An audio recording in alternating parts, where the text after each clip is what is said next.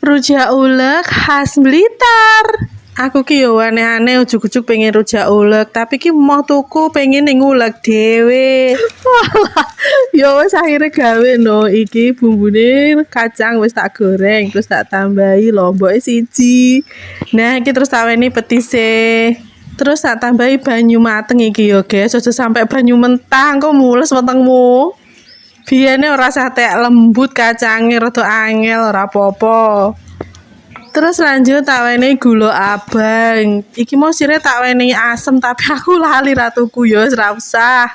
Lah iki bumbune wis dadi empane kok enak. Lah iki siane enek kangkung. Timun, tahu goreng karo tempe goreng. Aku ora duwe lontong, aras-arasen gawe. Biasanya lek wong Blitar kan rujake enek lontonge. Iki berhubung gak duwe rasa ora apa-apa, ngene ya wis enak. Wis dadi, guys, mek ngono. Enak kan?